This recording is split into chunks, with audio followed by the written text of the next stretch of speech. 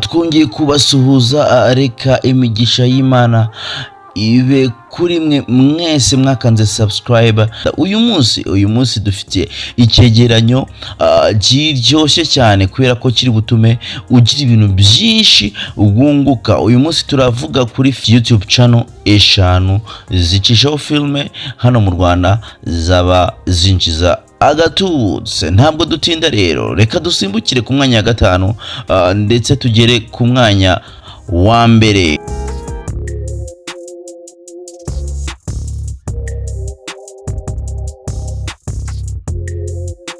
Ku mwanya wa gatanu rero, ku mwanya wa gatanu tuhasanga YouTube channel yitwa Zacu Entertainment. Zacu Entertainment rero akaba ari YouTube channel navuga yuko iri muri YouTube channel zavutse kera kuko YouTube channel yavutse mu mwaka wa 2009, ikaba imaze kugira aba subscribers bagera ku 525. Iyi YouTube channel rero isanze ku mwanya wa gatanu bitewe nuko ku kwezi iba yinjije amadolari 217 kugeza ku 3,500. ikaba ari estimate. Bivuze iki rero? Bivuze yuko adashobora kujya hejuru y'ibyo 3,500 cyangwa se ngajya munsi y'amadolari 217. Iyi YouTube channel ikaba yaramenyekanye cyane kubwo gushyiraho amafilme yagiye akundwa mu gihugu nka City Maid, Seburikoko, aho mu minsi yashize noneho turi kubona filme yitwa Heart Harder. Nubwo rero iyi filme itagisha kuri muyoboro wa YouTube, ariko hariho episode nkeya wanyarukira ukareba ndetse ukanakora subscribe.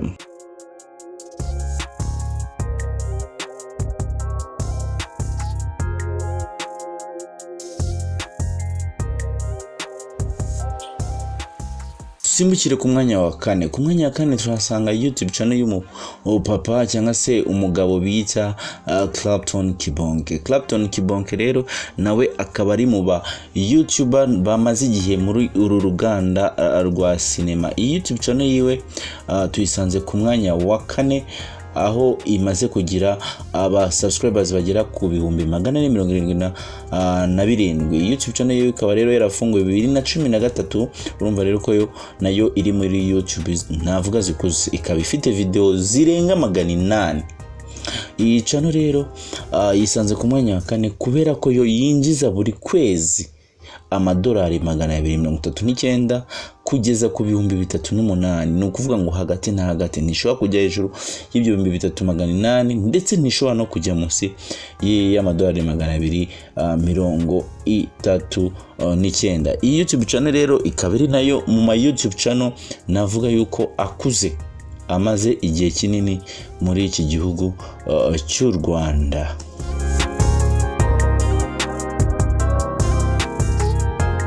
Mwanya wa gatatu rero, ntabwo dutinda. Ku mwanya wa gatatu turasanga indi YouTube channel y'umugabo bita Ramadhan. YouTube channel yiwe ikaba ari imwe muri YouTube channel navuga nazo zinjiza gatubutse kuko gukora aka kanya tuvuga nimaze kugira 700 by'aba subscribers ndetse ikaba imaze kujyaho video zirenga 425.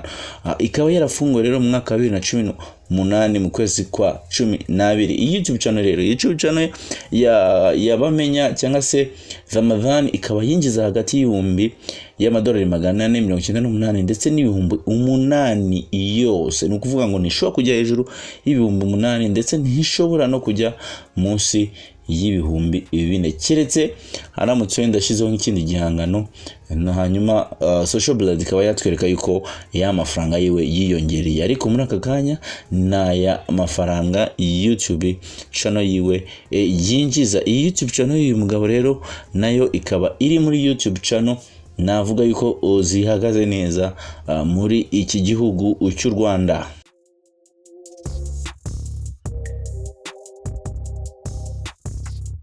Reka dusubikire ku mwanya wa kabiri. Ku mwanya wa kabiri turasanga YouTube channel nayo iremereye cyane, imaze kugira aba subscribers bagera ku 659.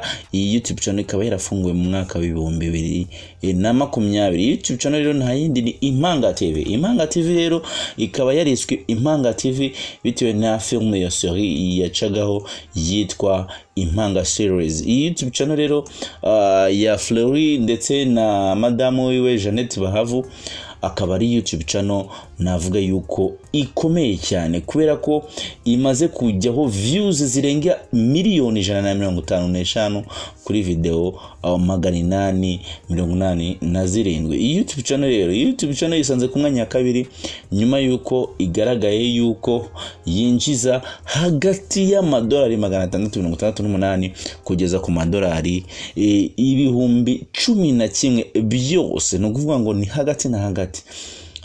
Rero iyi YouTube channel ikaba ifashe umwanya wa kabiri.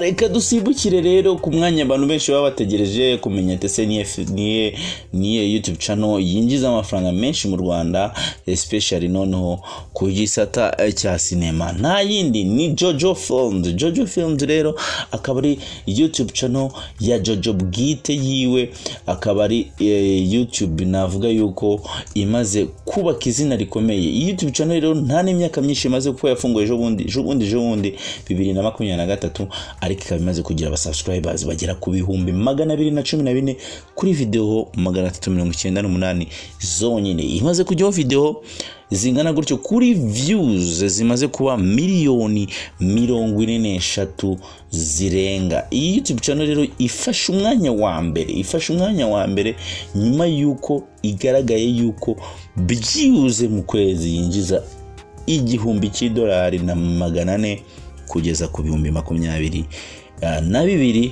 by'amadolari. Aya ni amafaranga menshi, ntago ari amafaranga make, kubera ko nufata ugakuba n'ivunjisha urasanga iyi YouTube channel iri muri miliyoni zikabakaba hafi 35 z'amafaranga y'u Rwanda.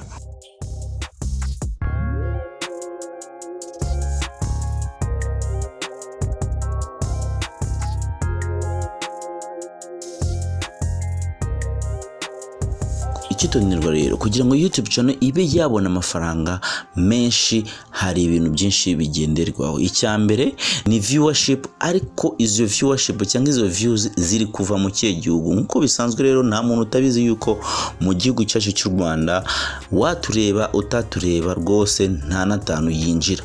Rero ku muntu ufite viewership nyinshi iva muri Amerika niwe muntu ushobora kwinjiza amafaranga menshi. Birashoboka ko ushobora kugira views 100,000 ariko ukarutwa na wa muntu ugira 10,000 ariko biva muri Amerika. Icyo gihe rero ushobora gusanga video yawe imwe yonyine iri kwinjiza amadolari 50, ariko wundi ufite 200,000 ari kwinjiza amadolari 5. Icya kabiri rero ni ikintu bita RPM. RPM ni ukuvuga ngo ese mu bana 1,000 bakureba binjiza ngahe. Hari igihe usanga ugasanga channel ifite nka RPM y'amadolari 2, indi ifite RPM ya 0.5. Ni ukuvuga ngo wundi ufite RPM ya kabiri cy'amadolari 2 cyangwa idolari 1 abakurusha amafaranga. Rero birashoboka yuko muri YouTube channel twajya tuvuga hari imwe twashyize ku mwanya wa mbere ugasanga siri ku mwanya wa mbere, kuko social radio ikikora ibara views gusa ititaye ngo izo views zavuyeho. Birashoboka rero ko ushaka gusanga iyo twashize ku mwanya wa mbere rwose amafaranga yinjiza ari make cyane kurusha iyo twashize ku mwanya wa 5. Icya gatatu rero bakita CPM rero nayo iri mu bintu bigenderwaho kugira ngo ube wakinjiza amafaranga.